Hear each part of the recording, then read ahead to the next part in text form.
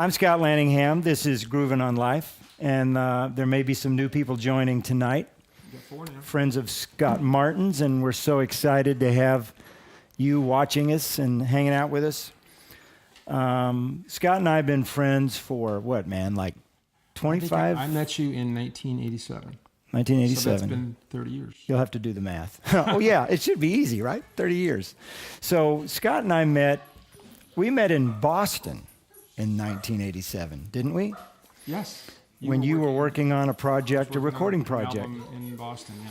But it was a few years later when we actually connected, and you were in Boulder. Was that it? No, it was before that. It was in Dallas.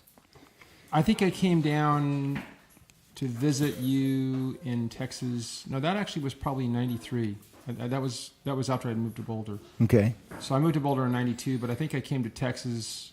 Actually, I don't remember what year that was that I met you in Dallas. Anyway. It was the mid-90s. I think it was like 92, 93, early 90s. And I was writing as a music production library writer at MPT Productions in Dallas. And you came down. You were working on the Boulder project. Remember and coming into Boulder, that great tune you wrote. And I don't know if I'd qualify it as a great tune. I thought it was a cool tune. Anyway, we had fun working on that for a little film about Boulder. But anyway, Scott and I go way back. I was a fan of his music before he'd ever heard any of mine. And our big dog is walking through the shot. As long as he doesn't knock anything over, that's okay. Just go lay down, Miko. He's only about 6 feet tall. He's big. You have to stay. You have to stay. Actually, he's big enough to be measured in hands, like a horse. Maybe he can come into the shot. Come here. Let people see you. See, this is what he looks like. And he likes to lick everything in sight, but we just don't want him to... Don't walk over any cords. Go sit down so we can play some music. Okay. So anyway, let's get back to it. Here. So anyway, we've been friends for a long time. And we've talked and dreamed about making music together, and it somehow eluded us all these years, right? But more recently, with your return to music, I mean, you've been a big entrepreneur, busy with web media company that you put together with a good friend of yours for years, but I knew that at some point this was going to break out again. And you're working on a new project. I was missing for a while, which is not the reason my new project's going to be called Missing, but serendipitously, so it's kind of ended up being a good name for that. Yeah. But yeah, so I started another business in 2008, so it's been almost 10 years since my partner and I started that. But I played music for my kids every night when they went to bed, when they were little, and one of them's gone to college now, the other one's a junior in high school. So that doesn't happen anymore. But thank goodness for all those years, I didn't completely lose my chops. My fingers stayed kind of strong, and my voice stayed kind of okay because I was doing a little tiny bit of it every night. So, well, it's definitely strong. And so Scott let me know about his. I've known for years that he's had a project, or certainly more than one in him, waiting to blossom out.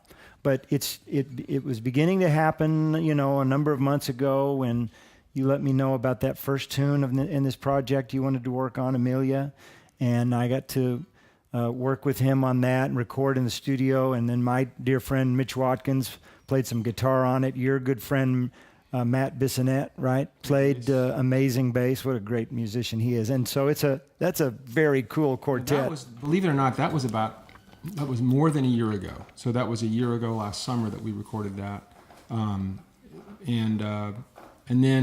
but I still hadn't done any live performing at all until a year ago, September.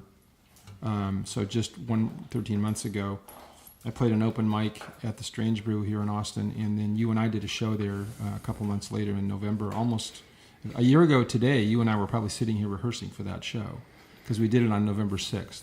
Yeah. 2 days before the election. That's right. We didn't play well enough, I guess. But I guess not. Something went wrong. As it always is. But yeah, so a year ago we were sitting in this room probably rehearsing, and then we did a show at Strange Brew, and then I kept kept doing open mics, and I didn't have any other official gigs except for being invited to sit in on some song swaps with some other singer-songwriters at their shows. And then about sometime in the late spring, early summer, I decided I might need a producer to help me bring my project in for a landing, and I was introduced by James Tuttle, who I met in Boulder because of you. Yeah, He's great guy, great engineer. Yeah, great guy, great engineer. He's the head engineer for the E-Town show in Boulder, and has been for years. But I asked James if he could introduce me to Mark Hallman, who I know he knew for a long time from Boulder and here. So he did. Mark Hallman is the producer that's done a bunch of Eliza Gilkyson records. He did Slade Cleave's last record. He produced a couple of Carole King records back in the 80s. And I mean, if you go to his website, there's just a long list. He toured and recorded with Dan Fogelberg, which is cool to me because back into the early 70s, if I look back that far, and believe me, it goes farther than that, so it's not too hard for me to do that. But back in those early 70s, Dan Fogelberg was, I just idolized him for a little while anyway. His music was really appealing because it was great acoustic guitar work. A lot of it was done in Nashville. Not that I was really even aware of Nashville, but it sounded great. Nashville knows how to get great sounds, guitars, vocals, that kind of thing. But anyway, Mark worked with Dan, and so I went down to his studio in South Austin and played him a song. I mean, I think most people send him a file to listen to. Mm-hmm. And I sat down and played him one of my new songs, which is this collection of songs about people that went missing. I guess I hadn't mentioned that. That I've written over the last 7 years. And I played him one of those, and he said, yeah, let's do a project. And I started a crowdfunding campaign a month ago. There's 5 days left, and it's 90% there. So if you're finding out about this for the first time, you're finding out at a really good time. Yeah. I'm not freaked out. So tell them right now where to go so they can so if you're, participate. You probably aren't too inclined to do it yet because you haven't heard anything. But it's not a talking record. It's actually music that's going to be. But my Kickstarter is kickstarter.com, and then search for Missing Scott Martin. Or you can go to my Facebook page, which probably is no way to give you the URL for that. If you're not already a friend of mine, if you're a friend of Scott's, you could ask him to how to friend me. But go to kickstarter.com, search for Missing Scott Martin, and you will find it right away. And you can watch a 5-minute video about the project that explains why I'm doing it, how I'm doing it, what I'm doing it for, and who's involved. And it's definitely going to make it because there's only 5 days left and only $500 and some dollars out of 6,000. That's terrific. It's a miracle. Well, that shows you how many people love your music and know about your talent. And this guy, when I first heard him, I was like, wow, what a voice. And then I got to appreciate his guitar playing later, and you're going to hear some of it. But ScottMartinSongs.com as well is your website. My website, right? yes, ScottMartinSongs.com. And they can find their way to the Kickstarter from there as well? I don't think I actually have a link to the That's really crazy that I don't. And you're a web optimization guy. So, yeah. A web search optimization. You can definitely get there from my Facebook. You know what? There's a link from there to my Facebook page. And my Facebook page has a link to the Kickstarter. But like I said, if you just go to Kickstarter.com and search for Missing Scott Martin, you will find it straight away. Awesome. Hey, why don't you play something for us? Because I know that's what everybody's here for. Right. And hopefully Miko will lay off the plastic bone. I was hearing a little crunching in the background. If he does, we'll try to make sure he's in time with you. How's that? Hey, by the way, it looks like we've got at least 10 people watching. Terrific. Which is great. Isn't that like mainstream now? That's fantastic. Yeah, we're over the hump. I see Joy Tessman's on here with us, and somebody I don't know, Dave Lasko. Dave's a friend of mine, a great trumpet player and cool dude. Hey, Paul, my son Paul is running the switcher over here with a little iPad. And if you see any questions that come up, let us know, okay? Not in the middle of his singing, but anytime else, you're free to shout at me. So I'll do a song here first. So this is, I don't think you've heard this before, Scotty. So one of the songs I've written about people that went missing is about Percy Fawcett, who was a British explorer who in the late teens and 20s of the 20th century, so 1918 or whatever through 25, he was exploring the Amazon, searching for what he thought existed, which was this lost city of gold, which he called Z. So his his code name for it was Z. And there was a movie that came out about this a year ago or so called The Lost City of Z. So this is a song I wrote about him, and he made so many trips, and there were so many details about his trips to Amazon. I didn't want to just write a travelogue. So what I did was I wrote this song about the relationship he had with his wife Nina, who never went to the Amazon with him. She was waiting back in England for him, and he never returned. He went missing in 1925, and she waited for the rest of her life thinking that he was going to return. But what I did was I just imagined what might have gone through Percy Fawcett's mind when he realized his end was near and his wife was going to be waiting for him and he wasn't coming back, and what he might have thought about. And so it includes a little bit of him remembering when they met in Devon, England, walking on the beach, and his sorrow at knowing that he was leaving her behind. So Okay. this is called The Way to Z.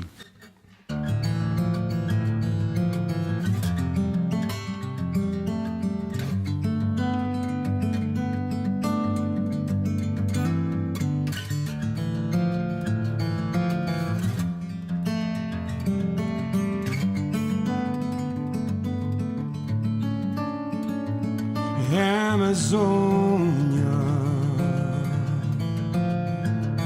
make me sanctified, for I have forsaken my lover and my bride. She waits for me now to return. Every union that's never to be, all is lost on the way to Z.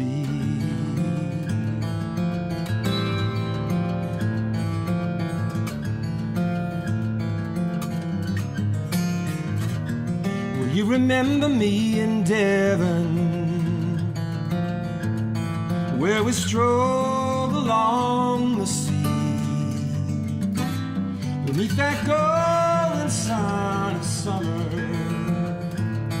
where you first gave yourself to me? Forgive me for leaving you there, for the wonders that we'll never see. All is lost on the way to Z.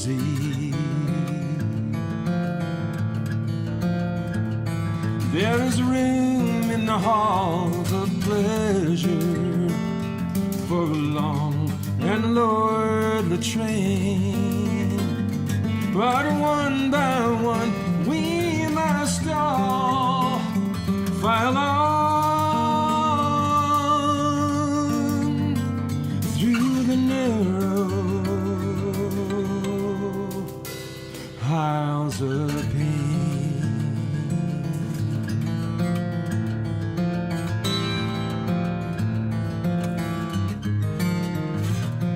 Nessa rua, tem basti. Que se chama, Soledad. Dentro dele, mora manju. Quero meu coração.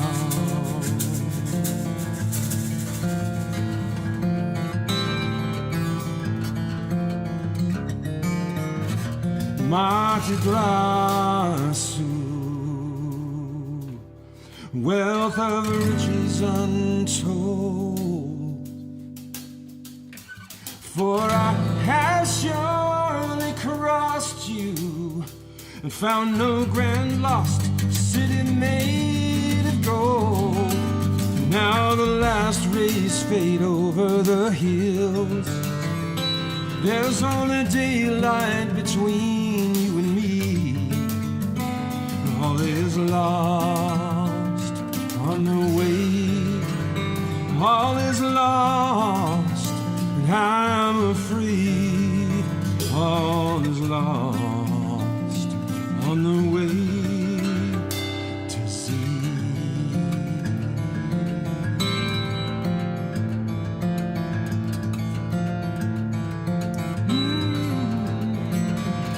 Down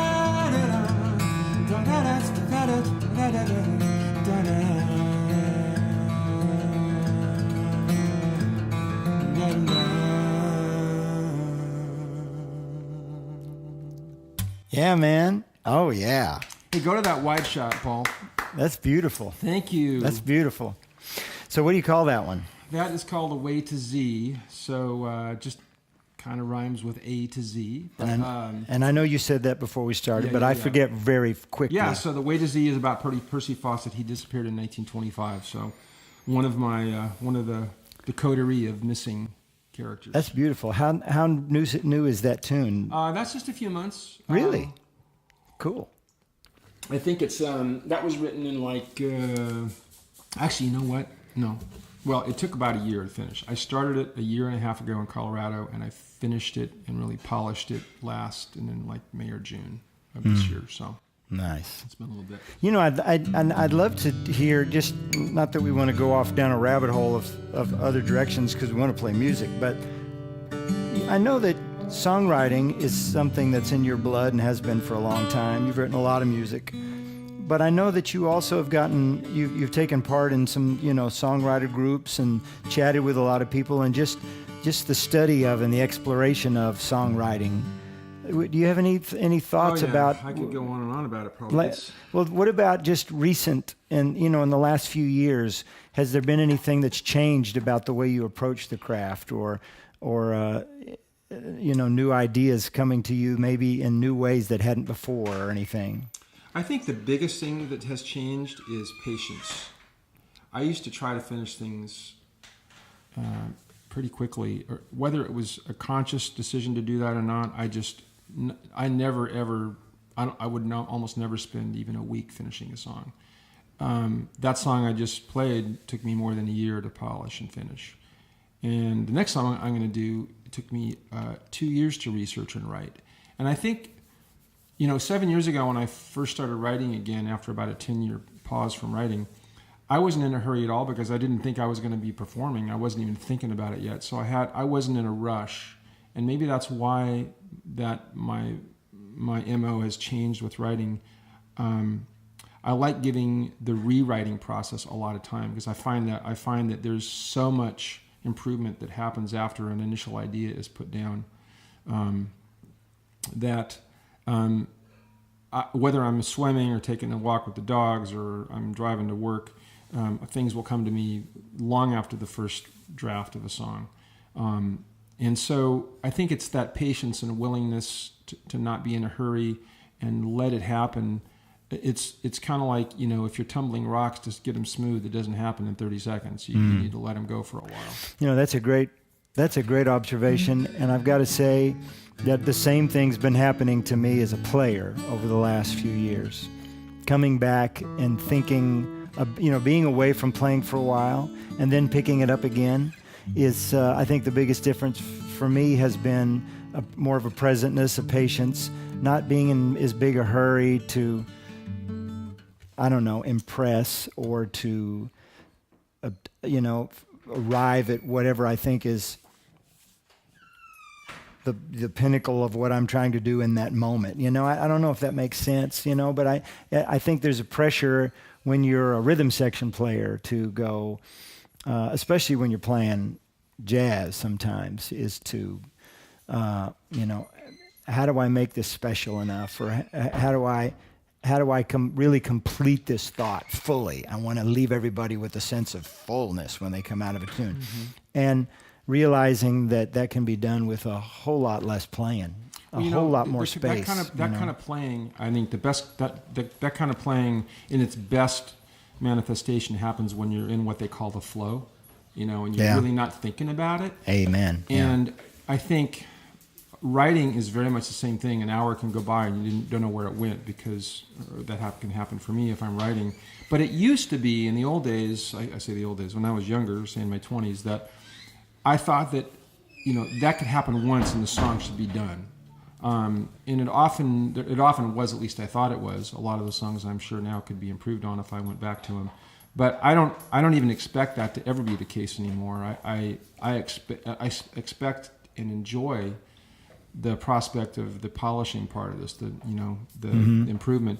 And I think there's Stephen King discusses this, well, not songwriting, but writing in his book on writing. I love that book. You told me about that book, and I've been enjoying it so much. Fantastic. It's a great book. I love how he I think there's a good analog to songwriting in this. He talks about he never plans a plot.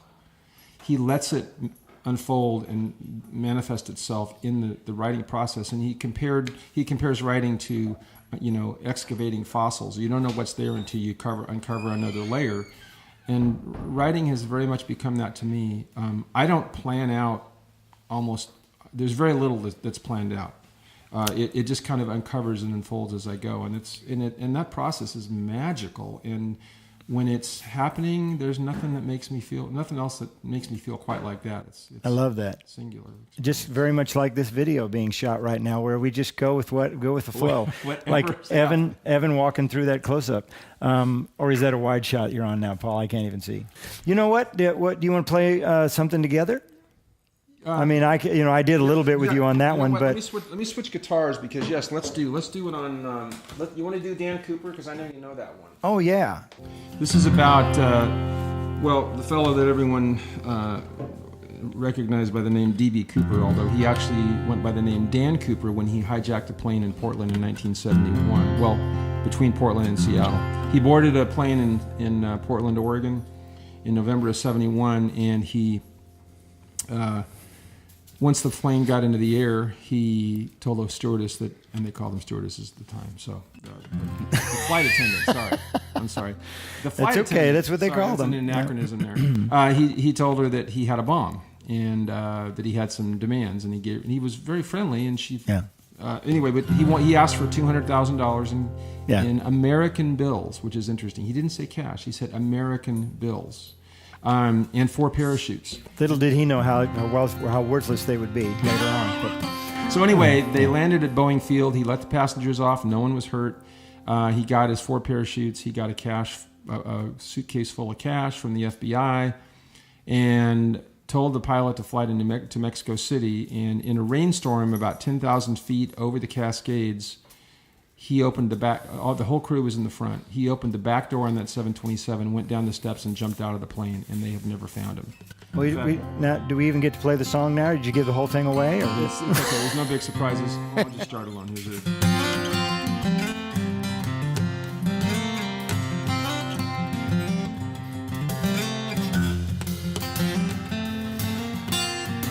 One late November afternoon in '71. The city of roses where 2 rivers run.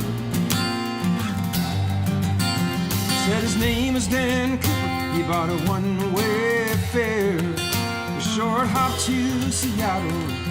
He'd be there. He chose 18E, the very last row. Poured bourbon and soda and a little bit of smoke. Once they cleared the great Columbia, the blue skies they rose. Smiled and gave the stewardess a handwritten note. They flew over the mountains. He came down to an uncertain fate. In that rugged ring of fire were mysteries of old and late beneath the mountains wait. He said, I've got a bomb in my briefcase here. Showed her, then made his demands very clear. 200,000 in American bills, 4 parachutes and a truck to refuel.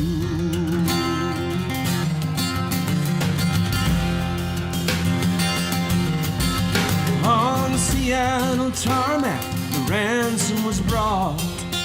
We got the sheets and the cash and left the passengers off.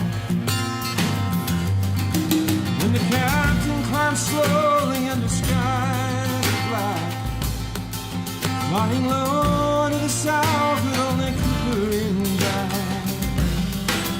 And at 10,000 feet in the freezing rain, Cooper lowered the stairs and he left in that plane. Oh, I shoot and Bonario, somewhere he came to earth. No one heard.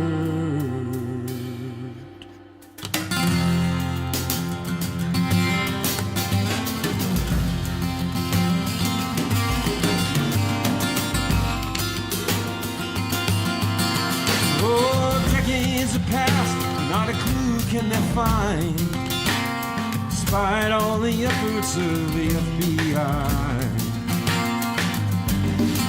Except an 8-year-old boy, some 9 years on, found 3 packets of bills, over 200 gone. They flew over the mountains, they came down to an uncertain fate, and that rugged ring of fire, mysteries of old and late, beneath the mountains away. Came down to an uncertain fate, and that rugged ring of fire, mysteries of old and late, beneath the mountains away.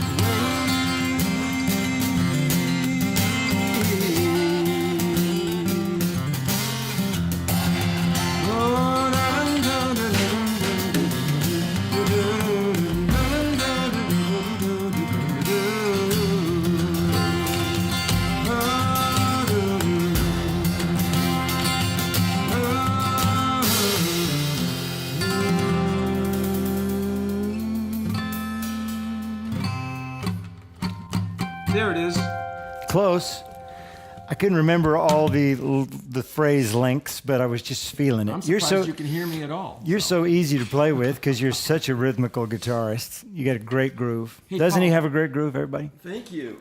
It's been a really amazing journey this last 7 years since I started writing again and doing that. You know, I think I really missed it incredibly. And I know I had friends, and I was really happy with my family. So it's not about being unhappy with what I had. I just wanted more. I missed the camaraderie, the community of musicians and people that loved music, and I missed the creative part of it terribly. I just, you know, if you've been a writer and created things and then you quit for a long time, like I did, I think after a while you forget what it is you're missing. But just writing one song again, which I did 7 years ago, made me realize, oh, this is a big part of what I've been missing. And then as I got a year ago, when I started thinking about playing live, I just realized I just wanted to make some new friends, you know, or rekindle some old relationships, people that I'd played music with, like you. And I have to say, it's added a whole new dimension back to my life. That's maybe even better than it ever was, because maybe you know, when you're a little older, you appreciate it more. I don't know. But Well, and I love it. it's a gift that you're playing again too, and those of us that love to hear you and play with you. And so there's Scott Martin's bit on the Groovin' on Life theme. You know, that's a funny title for a podcast, and I've just been using that as a subtitle for my blog for a while. But I'm a drummer, you know, so there's the whole groove motif thing, and then the symbolism, and then and we all love life. But I just like to write about and think about, and in the blog setting, a variety of things. I love humor. I just love the sweetness of the things that we can capture and appreciate and talk about in all their forms, and then music has a big part in all of that. And I just think music is this, you know, it's cliche that people say, you know, it's a soundtrack for our lives or whatever, but it really is, and we all have a little bit different take on it.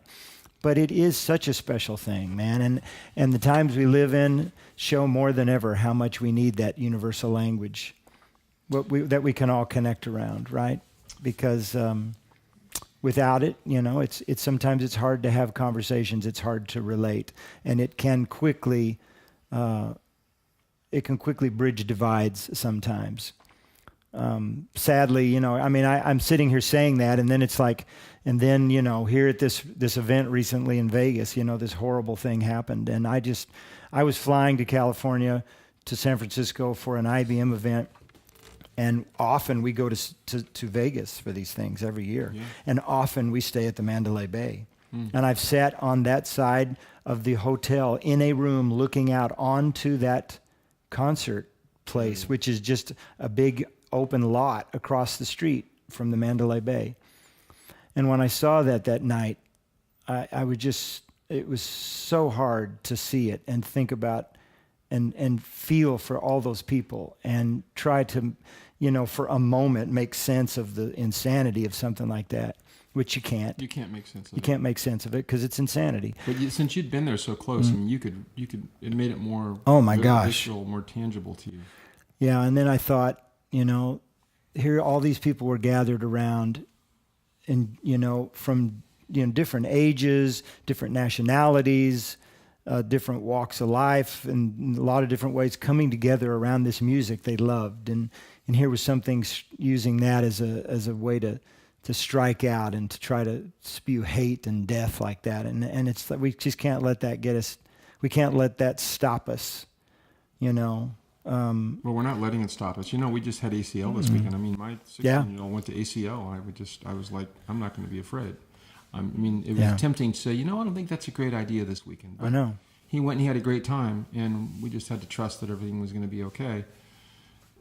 And I think we just have to live our lives that way. Yeah, amen to that. And and at the same time, ACL was so gracious to say, hey, for those that don't feel like they can come, you can get your money back. That was a big thing to do. But I'll bet most people still went It was packed. Yeah, it's like, what, we're coming stronger. So, well, music brings us all together. I think part of the reason I wanted to do a recording and do music again and release an album is I wanted, you can only give the gift of your music to so many people if you're just playing live. Right. And for me, there might be 25 or 30 people there at the most right now, and so if you want to share it with more people, you've got to have a recording. And I mean, music should be shared. And, it's amazing how music touches us. It's sometimes so unexpectedly how you can find yourself in tears, because whether you're at a kindergarten event with your kid when you're young and you've got a 5-year-old and they're showing slides on the screen and they put music up with it, all of a sudden all the parents are crying. Right. Whether it's that, or you're in a movie theater and they're playing the final credits, or you're hearing someone live that does something really beautiful that touches you, that it seems to have a key that unlocks us sometimes and oftentimes unexpectedly. That's just wonderful, and we need that. It's cathartic and it's necessary. We really do, and it's a privilege to be a musician and to share that experience with people, and to be one of many conduits through which it can. I think it's a privilege. Reach people's ears. I think it's a responsibility.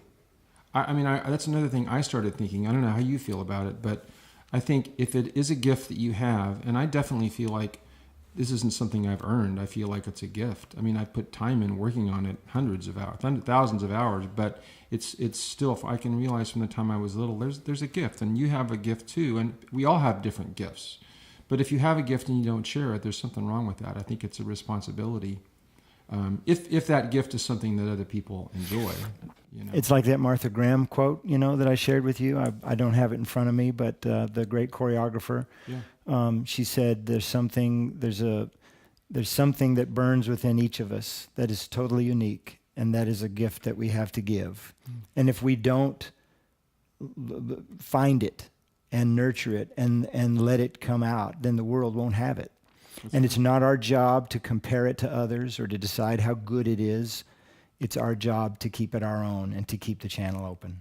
Yeah, it's not our job to be self-editing. Yeah. Let it come out. One of the things I'm giving away with some of the pledges to my Kickstarter are unedited demos that I recorded on my phone, some of them, for some of these songs before I record them in the studio. Because nowadays, oftentimes, if I'm recording a demo, so I'm going to remember a song when it's first written. I mean, literally, it might be the first time I play it all the way through. I'm recording it on my phone. But I think I've gained much more appreciation over the years for when I hear recordings that are imperfect, that are spontaneous, and there's sort of an honesty and a transparency there that's really cool. Mm-hmm. And there's a time when I would have never done that, probably. But I think that's great. Any video to go with it, like you playing in your underwear or anything like that? Or? Probably barefoot, like I'm doing now. But fortunately, can they see my feet? But down below these pants, there's nothing on my feet. What do you want to play now? We should do another one. This is a ballad. I'm all set up for this. So all right. So in 1934, there was this young man that I wrote this about named Everett Ruiz. And I read this book. I didn't write it. I read this book called Everett Ruiz, Vagabond for Beauty. That's a long delay. I'm still holding it up, and I don't see it yet. It's about a 20-second delay, I think, it's something longer like than I that. realized. Yeah, Okay. so it's okay. So this is called Vagabond for Beauty, and I read that book a couple times and took a couple years to write this song about him. He was a Beverly Hills kid that went to high school in Beverly Hills, 90210. But from the time he was 16, this would have been in the 1920s, he started going up to the Sierras, the Northern California coast, Monument Valley, and he was an artist and a writer, kind of a John Muir type. Anyway, in 1934, he was in southern Utah, and he left Escalante, Utah, in that November morning on a Sunday morning, and except for a couple of miners that he had dinner with on the trail a few days later, he was never seen again. They found the canyon where he'd been camping. They found his burros. They found his name carved into the rock, but they've never found him. And so when I wrote this song, the process for me partially was deciding, well, what's the voice I want to use? Is it third person, first person? And I decided to make it first person, and I used his letters that he'd written home as kind of a template, and then I had to fictionalize them just a little bit because he wasn't saying exactly what I wanted him to say, but close. He loved the wilderness, he loved the starry nights, and he loved going out of these little towns on his burros and heading out onto the trail. And one of the things in the book that they talked about was, at his age, he was only 20, this young man coming through these little Utah towns would have been a celebrity. And all these, there's quite likely there were a lot of young women that thought he was pretty cool.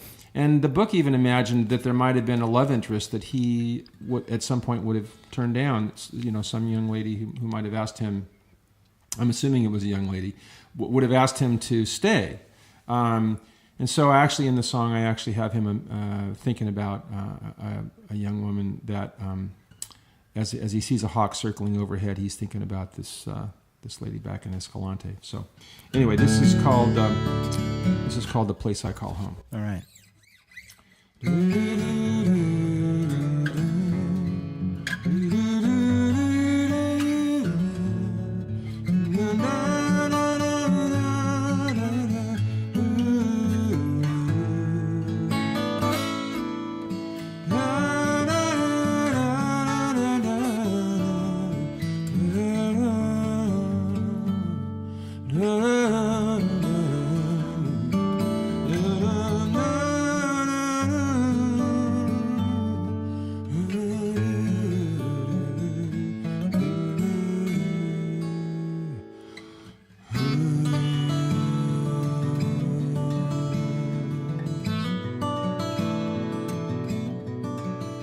My voice rang out of the wilderness, and I told of a magnificent dream. From the wild coast of Northern California, across the mountains to deep desert ravines, I was a vagabond for beauty. From Tenaya to Canyon to She, my words were honed on the sand and stone. In 34, my last letter came. When I'll see you again, you know that time is not nigh. I've not tired of the wilderness, these star-sprinkled skies. Can you blame me for staying where the wind sings my song, where I'm one with the land, where the land leads I roam? You'll know that's the place I call home. On a cold blue Sunday morning, Along 50-mile mountain I rode, and as a hawk circled high in a four-corner sky, the fresh memory of an angel arose. My dear Everett, won't you stay with me? We could make Escalante our home. And though tangled and torn by her sweet skin worn, as the bells were still ringing, I rode. I'll go out on the mesa as I've gone to the sea, and these infinite stars my blanket will be. In these spaces I hear your voice on the wind as it rings down the valley. It is you that I hold. You're here in this place I call home. Now it's late in November, and I hear the winter's call. I go to my destiny, and the veil of mystery falls.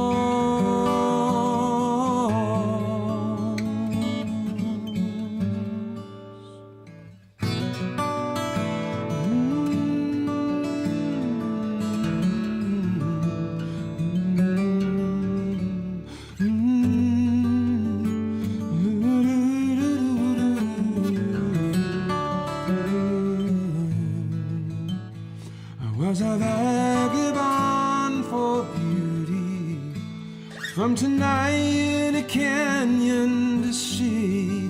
My words honed on the sand and stone. In 34, my last letter came. When I'll see you again, you know that time is not nigh.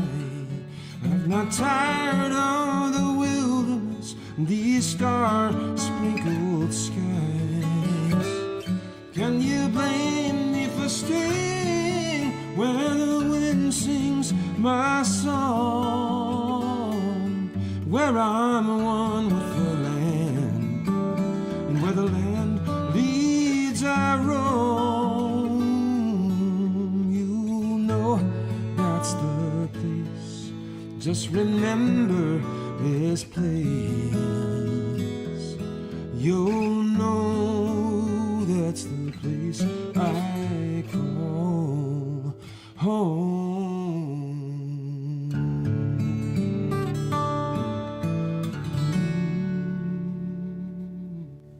Oh, yeah. That's beautiful. Oh, what a great tune, man. Thank you. That's so pretty. You hit that little groove in the middle, and I was like tempted to play a little conga thing, and there's like, no, it's only going to last a couple seconds. I think you were thinking about that, and it would have been great for, And then, but just as I would have gotten into it, it would have been time to suspend it, and I would have walked right into that next part. 8 different sections that where there's a tempo, then rubato happens, the tempo changes and it goes back into it. But yeah, when I speaking of playing over the time change or the section, that you remember I played with that crazy guy in the early 80s, Bobby Clare. I told you about playing in the Bobby Clare show. Yeah. And when I first joined Bobby Clare's band, who was, for those of you who don't know about those experiences that I had, he was a Vegas kind of show copy artist. I think he went to Vegas and took a tape recorder and taped Elvis's shows and Mac Davis and Tom Jones's shows. So I ended up traveling with his band for a little bit. And the charts were wrong, and the note stems were on the wrong side and pointing in the wrong direction. And there were a lot of things wrong with that band. But that was traditionally our sound, was that when we came to an end, with the end of a song within a multi-song medley, somebody always played 2 or 3 bars beyond where they were supposed to in transition. And I think that was kind of our sound. I'm really glad to be beyond that kind of playing. You got honestly. some great stories. I remember wasn't there. You had a great story about a guy. You can't tell this one live, I don't think, on the show, but the one about where the guy says you're not playing loud enough. Oh, yeah. Oh, I should tell that on the show. Can you tell a little bit of that? Luis story? That Gasca. is such a great story. Well, it's it's appropriate since I Makes have me the cry when I hear it. It's congas. so funny. In the early, if Robert Moore is still on, Robert would appreciate this story if he hasn't heard it already. In the early, why did I immediately say in the early? I don't even remember what decade I'm talking about. The 80s. It was in the early to mid 80s. There was a place in Austin called 6th Street Live, which is now an Alamo Draft House on 6th Street. It was the Ritz for a while and some other things. It may still be called the Ritz with the Alamo Draft House in it. I don't know. But in the early 80s, it was called 6th Street Live. And, touring acts would come in there that weren't playing the 2,000 seat plus hall. They would play this 300 to 400 seat room. One of them was Luis Gasca, famous trumpet player, Latin jazz guy. I know he'd played with some heavies. I can't remember exactly who. But by the time he got to Austin, he was a little burned out, and he was, let's just say, as Robin Williams might say, he had a thing about the Peruvian marching powder. And we had a rehearsal for a show with Luis, and it was a huge band. He hired every horn player in town and multiple So it was a big horn percussionists. section. It was a giant horn section. I think it was a 24-piece band or something like that. 2 percussionists and me, and it was. We all thought it was going to be exciting. Little did I know how difficult he could be with musicians, particularly the drummers. Anyway, to make a long story short, he said, "Let's play Girl from Ipanema," and we're all like, "Are you serious? That's kind of like a country club bossa nova thing. We thought you'd be getting more fiery." And he's like, and I looked at the chart, and it looked like a standard country club bossa chart. So he counted it off, and I started, 1, 2, 3, 4, and he goes, no, Elvin, Blakey, come on, give me power. He started bringing up the names of great jazz drummers, and he said, I want power, I want the thunder, and I'm like, okay. Give me the thunder. So he counted it off again, and and 1, 2, 3, 4. No, he cuts it off. No, I want you to really bring it. And he started saying, I want you to kick my ass. And I'm like, okay. So he counted off again, And you weren't playing with brushes. No, and I was playing with sticks, and it was getting loud. And he kept cutting it off and going, no. Stop in the band. Kick my ass, Elvin, Blakey. And I'm like, dude, what's wrong with you? Was the guy sober? Yeah, but I think he'd been snorting. I don't know. But he was going crazy. And finally, this went on 5 or 6 times. And finally, I just was like, I don't know what else to give this guy. I'm just going to go ape shit on the drums, And I started bashing, and I mean crashing like I was playing in, Led Zeppelin or something for a second. And he still just waved his arms. He goes, no, can't you play? And he used some other language and also my mother. He was calling my mother names. And he was very angry. And I stood up. I'm like, let's go, man. And he was coming at me. And the percussionist got in between us and was holding us back. He was ready to you were ready to Oh, we were ready to throw down right there. Yeah. He was tough. And he'd lived through some tough times. And I was, a young 20-year-old, kid with bad hair and I didn't know. At least you had hair. Yeah. It was. I'm kind of glad it's gone because I look back at photos and it was in trouble, but it was pretty hilarious because he was angry, I was angry, and we were ready to go at it. And the percussionist and you played again, didn't you? One more time. Yeah, the percussionist kept us apart. And I said, I'm out of here. And I started to pack up. And then the other guys in the band said, don't leave, man. Nobody else in downtown will take this gig. And I'm like, well, I understand why now. And he'd run through everybody in previous visits, and I was the greenhorn, So I said, okay, I'll play, but you keep that dude away from me. Don't let him touch my stuff or me or speak. If he speaks one vowel to me, I'm out of here, So he didn't. And we played the gig, and he was fine. He actually could really play that horn when he was focused. And it was a pretty cool gig, except on the break between the 2 sets, one of the guys in the band, Bob Meyer, great Austin jazz artist, God rest his soul, passed away just not long ago, but tremendous guy. And he was on the bandstand. And he had a trumpet and a flugelhorn. And he came back from break and he went, "Where's my flugelhorn?" It was gone from the stand. And we're all freaking out going, "Somebody stole your flugelhorn." And we go looking around in the back and we found it in Luis's duffel bag.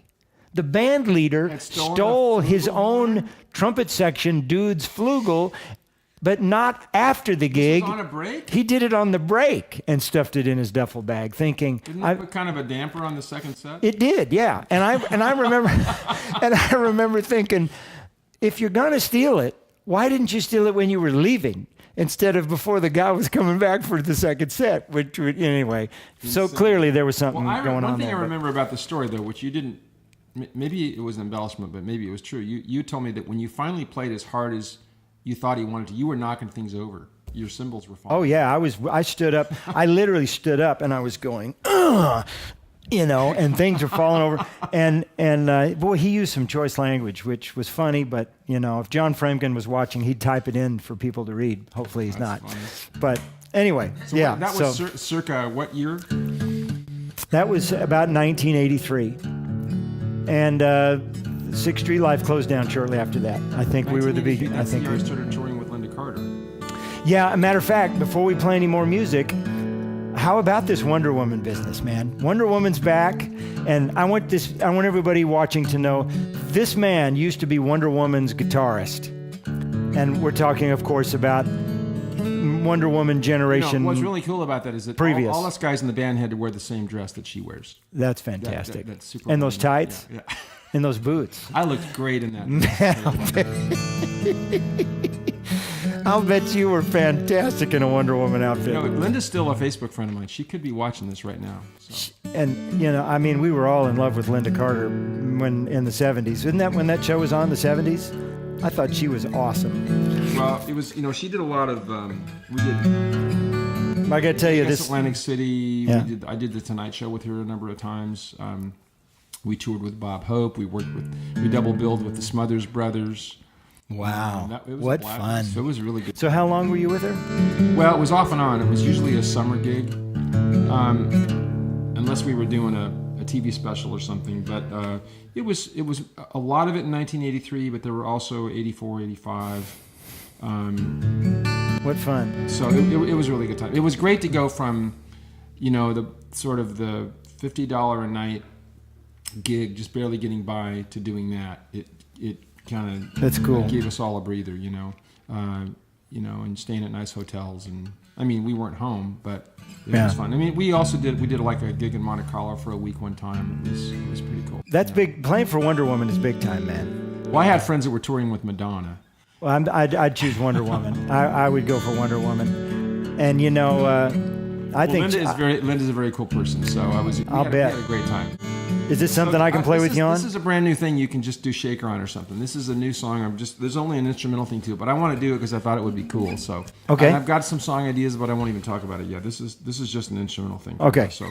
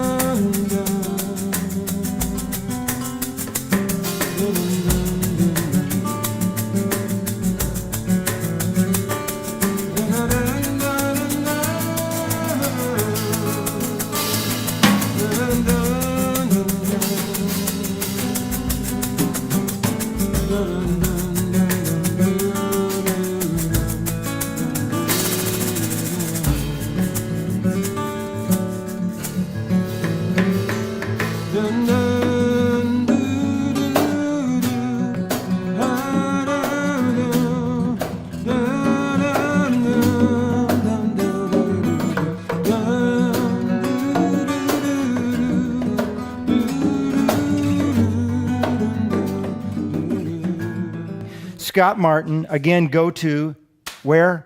Kickstarter.com, missing Scott Martin. And by the way, if you're watching live, Scott is going to edit this and post the recording of it, and it'll be a YouTube link probably that I'll put on my Facebook page in a few days. So absolutely, yeah, I'll put links to Scott's stuff. Again, I'm at scottlanningham.com or groovinonlife.com, and you can see this replay. You can find links to Scott's stuff. You can sign up for an email alert so you can see other episodes coming of my podcast. All that kind of good stuff. Thank you, Scotty. Appreciate Thank you, it. man. Let's all go out and buy some batteries. Yes, absolutely. And we're going to do this. Guys. Thank you so much for joining us. We'll do this again soon with Scott. And thank you, Paul. And thank you, Miko, for not knocking anything over. We'll be back. See you guys. Bye.